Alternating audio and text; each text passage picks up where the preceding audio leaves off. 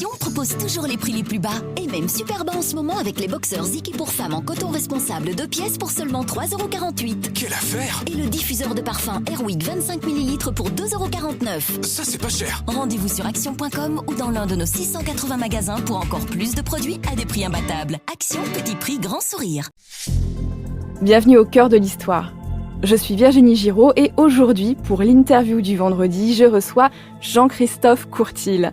Bonjour Jean-Christophe. Bonjour Virginie. On se connaît depuis longtemps, tu es maître de conférences à l'Université Toulouse Jean Jaurès et membre de l'Institut universitaire de France et tu travailles notamment sur l'histoire des idées. Et puis tu as publié un livre aussi, Le corps souffrant dans l'œuvre philosophique de Sénèque, paru chez Peters Publishers en 2015.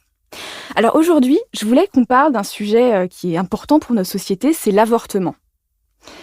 Alors, dans l'Antiquité romaine, parce que c'est ta spécialité à la base, est-ce que la loi structure ce qu'est l'avortement à cette époque-là ? Est-ce qu'il y a une loi qui interdit ou qui autorise l'avortement ? Alors, ce qu'il faut savoir, c'est qu'il n'y a pas de loi jusqu'au IIIe siècle à Rome qui interdise l'avortement. Ce qui est intéressant de constater, c'est que dans les pratiques, le père de famille, qui a toute autorité sur ses enfants, a la responsabilité de décider d'un avortement ou pas chez son épouse. Donc, pas besoin de loi, puisque finalement, le père lui-même a cette responsabilité. Ça veut dire que l'homme peut dire, attends, là tu es enceinte, je ne suis pas d'accord, je ne veux pas de cet enfant, et c'est lui qui va faire venir une avorteuse ? Tout à fait. Le père de famille a tout droit sur son enfant. Il a le droit de le vendre, il a le droit de le prostituer, et il a droit de vie ou de mort sur lui, même à l'âge adulte. Donc le père romain a un grand pouvoir sur sa lignée. C'est en cela qu'il peut très bien demander à son épouse d'avorter s'il le souhaite, s'il ne veut pas de cet enfant.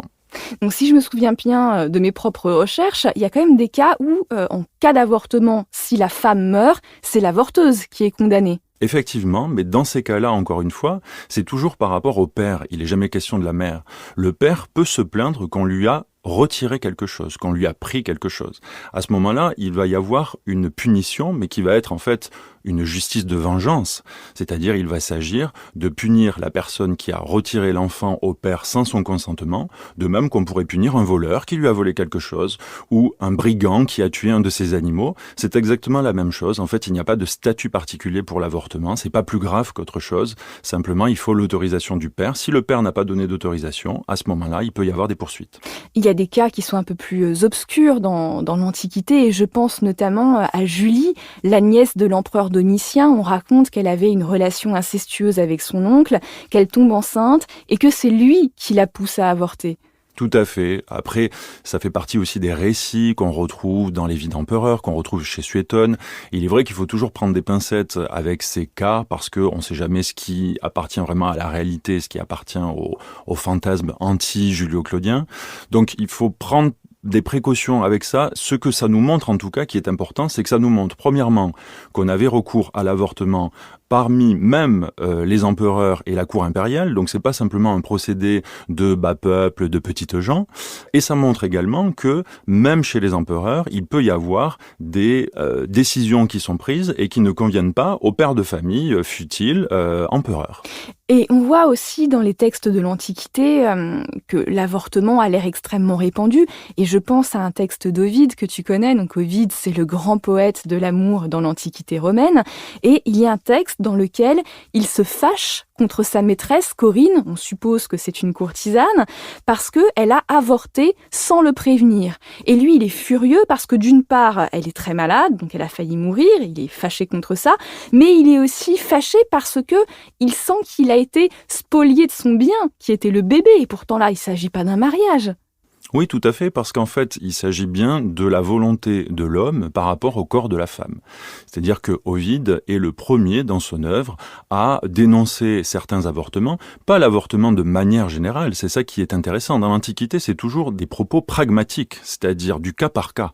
L'avortement n'est pas condamné de manière générale, il est condamné quand il va à l'encontre d'un certain nombre de choses. Et Ovide nous dit, eh bien, il ne faut pas avorter, par exemple, lorsque c'est pour rester mince, pour être belle, pour pour continuer à jouir des plaisirs. Ça, ce sont pas des raisons acceptables. Par contre, pour d'autres raisons, c'est tout à fait acceptable, en particulier quand le père le veut, quand l'homme le décide. Là, c'est tout à fait acceptable. Donc on voit bien qu'il y a vraiment une position pragmatique, qui a rien d'idéologique, qui a rien de philosophique, mais qui est vraiment du cas par cas. Qui est du cas par cas, mais qui se fait au détriment toujours du corps de la femme, d'une certaine manière. Tout à fait. Alors, comment on avorte dans l'Antiquité ? Quelles sont les méthodes qu'on a à disposition à cette époque ? Alors il y a deux méthodes principales. La première méthode, c'est la méthode médicamenteuse, soit par absorption de substances qui peuvent être des purgatifs, qui vont faire vomir ou qui vont faire se vider les entrailles. On peut avoir aussi des anticoagulants, c'est-à-dire des plantes qui vont empêcher le sperme de se coaguler, puisque dans l'Antiquité, on pensait que l'embryon, puis le fœtus, était la conséquence de l'agglomération du sperme du père. La mère femme n'y est pour rien. Non, elle n'y est pas pour grand-chose. C'est une sorte de pot dans lequel on va mettre une graine qui va pousser d'elle-même. C'est un incubateur. C'est ça, exactement.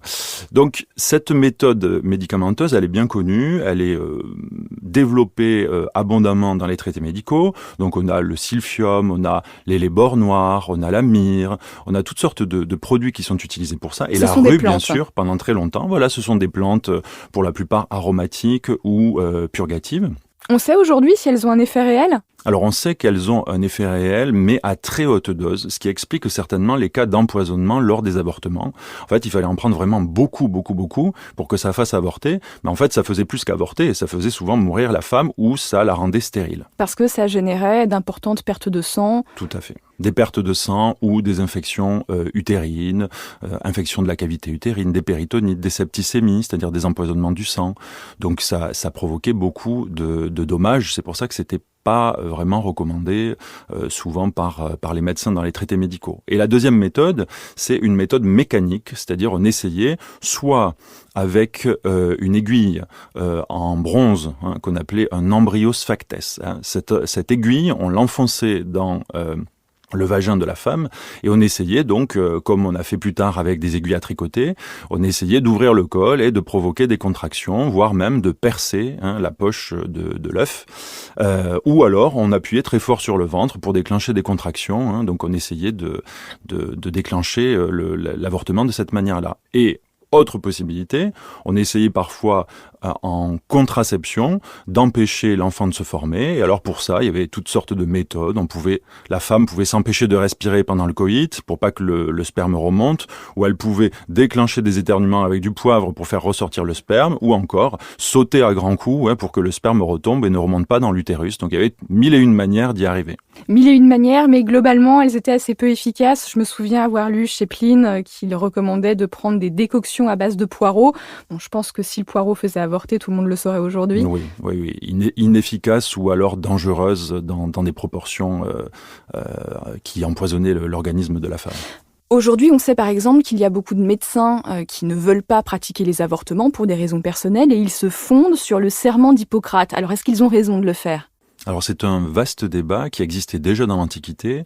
Il faut savoir que le serment, qui est donc le fondement de toute la déontologie médicale occidentale, c'est un texte qui est assez compliqué, qui pose problème en termes de datation, en termes d'attribution. On n'est pas sûr que c'est un texte d'Hippocrate.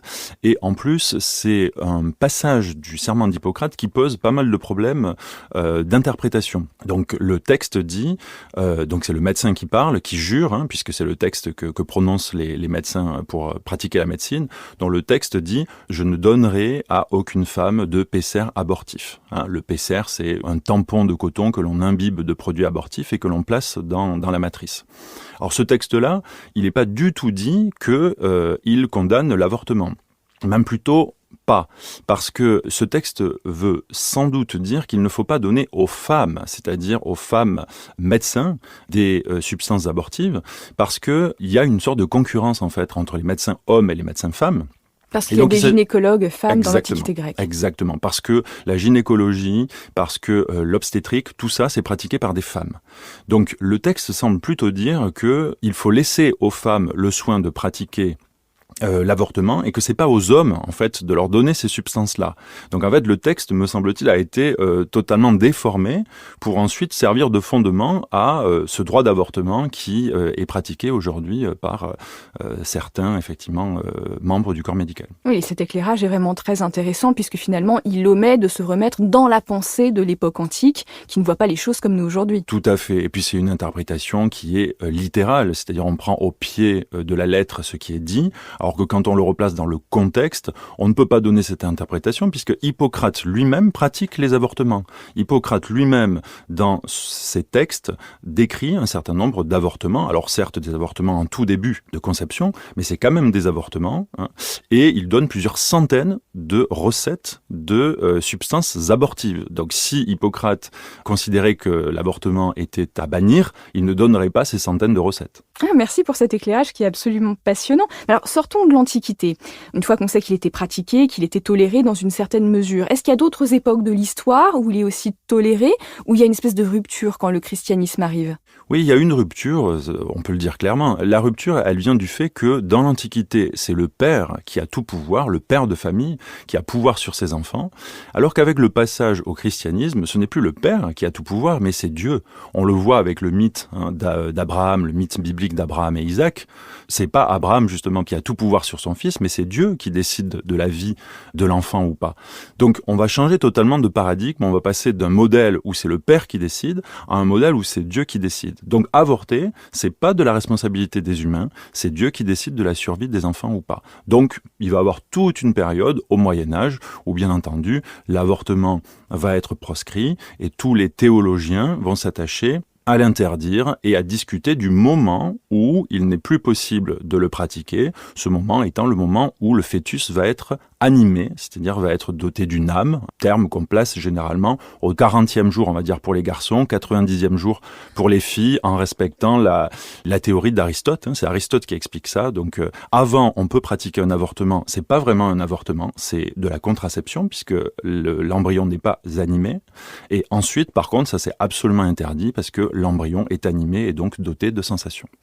D'ailleurs, on voit que chez Napoléon et le Code civil de 1804, il y a ce retour du Père tout-puissant qui prend le pas sur Dieu, puisqu'il formule des phrases telles que « L'enfant appartient au mari de la femme, comme la pomme au propriétaire du pommier. La femme est donnée à l'homme pour qu'elle lui fasse des enfants. Elle est sa propriété comme l'arbre à fruits et celle du jardinier. » Donc il y a un retour en arrière, c'est le retour flamboyant du patriarcat. Tout à fait, c'est un retour en arrière, c'est la manière dont Napoléon Bonaparte a puisé dans l'Antiquité ce qu'il arrangeait bien. Et il allait puiser ce modèle patriarcal du pater familias dont je parlais tout à l'heure, c'est-à-dire ce père de famille qui a tout droit sur sa famille. Et c'est lui et non Dieu qui va pouvoir décider de la survie ou non de ses enfants. Alors, on voit qu'en 1975, la loi change en France grâce à Simone Veil. Elle fait passer la loi sur l'avortement en montrant que c'est un problème de santé publique. Est-ce que c'est une rupture historique dans la façon de voir la problématique de l'avortement ? C'est une rupture, même si déjà dans l'Antiquité, on se rendait compte que le problème principal de l'avortement, c'est la mortalité de la mère. Puisque on estime aujourd'hui dans le monde qu'à peu près une mère sur 8 décède suite à un avortement qui n'est pas sécurisé. Donc on peut s'imaginer que dans l'Antiquité, avec l'absence d'antisepsie, l'absence de tout ce qu'on a aujourd'hui pour survivre à une telle épreuve, eh bien la mortalité devait être bien supérieure. Donc si on a peur de l'avortement dans l'Antiquité, c'est surtout parce qu'on a peur pour la survie de la mère. Donc on en avait bien conscience, mais c'est vrai que c'est quelque chose qui a été oublié peu à peu et qui a fait qu'on a toujours vu ce problème-là du point de vue de l'homme et du point de vue du mari et non du point de vue de la mère qui, elle, risque sa vie, sachant qu'elle risque sa vie en avortant, mais elle risque sa vie aussi parfois en n'avortant pas. C'est-à-dire qu'il y a des cas aussi où l'avortement permet de sauver la mère et c'est des cas qu'il ne faut pas négliger. Depuis que la loi Simone Veil est passée en France, on a l'impression qu'on peut avorter légalement et facilement dans tous les pays d'Europe. C'est vrai ou pas ? Alors pas vraiment, et c'est assez paradoxal, parce qu'alors qu'au Bénin, l'avortement est autorisé, certains pays de l'Europe interdisent l'avortement. C'est le cas, par exemple, de l'Andorre, c'est le cas de Malte, le cas également du Vatican, qui condamne l'avortement à des peines de prison pouvant aller jusqu'à 3 ans. Et c'est également le cas, plus ou moins, de la Pologne, qui, depuis 2020, interdit l'avortement, même dans les cas de malformation capitale et grave du fœtus. L'avortement est très réduit et simplement autorisé pour des cas de viol, d'inceste ou de risque imminent de mort de la mère. Donc on voit qu'il y a encore du progrès à faire dans certains pays. Et en Irlande, il faut rappeler qu'il y a eu un référendum en 2018 et ce n'est que depuis 2018 en Irlande du Sud et 2019 en Irlande du Nord que l'avortement est autorisé. Et on voit à quel point ces droits sont fragiles. On voit aujourd'hui qu'il y a un étonnant retour en arrière des mentalités. On voit que la Cour suprême des USA a aboli l'arrêt Roe versus Wade qui autorisait la pratique de l'avortement dans tout le pays. Et plus étonnant, en France, alors qu'on avait quand même milité pour l'avortement, on voit, grâce à une étude de l'IFOP pour la Fondation Jean Jaurès, qui date du 22 juin 2022, que 29% des 18-24 ans en France sont défavorables à l'avortement, alors que seulement 8% des plus de 65 ans y sont défavorables. Qu'est-ce que ça dit de nos mentalités ? Alors ça dit qu'on a parfois dans l'histoire de l'humanité des retours en arrière en termes d'histoire des idées, ça c'est évident. Alors ce qui se passe là, c'est certainement une manière de se recroqueviller sur une identité dans une période où on traverse très clairement une crise des valeurs, une crise de soi, on ne sait pas forcément en quoi croire, donc on a des tentatives, surtout de la part des jeunes générations, de se raccrocher vers des choses qui semblent sûres, qui semblent certaines, qui semblent fiables. Et parmi ces valeurs-là, il y a la valeur vie, c'est-à-dire tout ce mouvement qu'on a appelé pro-life, c'est-à-dire de considérer que la vie passe avant tout. Mais effectivement, là, il y a plusieurs problèmes d'interprétation et le problème principal, c'est que la vie de l'enfant à naître entre parfois en contradiction avec la vie de la mère qui, elle, existe déjà. Donc ce problème-là, il était déjà compris dans l'Antiquité. Déjà dans l'Antiquité, il y avait un certain nombre de conditions pour lesquelles l'avortement était tout à fait compréhensible. Les conditions thérapeutiques, lorsque ça empêche la mère de mourir, mais aussi des conditions de maintien de la population à un certain niveau. On a ça déjà chez Platon. On ne peut pas suspecter Platon de ne pas avoir réfléchi. Platon, dans son œuvre philosophique, nous dit il faut faire attention, il ne faut pas que la population dépasse un certain niveau. Et c'est pour ça que l'avortement peut être préconisé. Pareil pour les femmes qui tombent enceintes trop tard. À partir de 50 ans, Platon et Aristote sont d'accord pour nous dire qu'il vaut mieux avorter parce qu'il y a trop de risques et pour la mère et pour l'enfant, puisque je rappelle qu'à cette époque-là, on ne pouvait pas présager de l'état de l'enfant et de ses éventuels handicaps, malformations, maladies à la naissance. Donc on voit que tout ça repose sur un incroyable pragmatisme.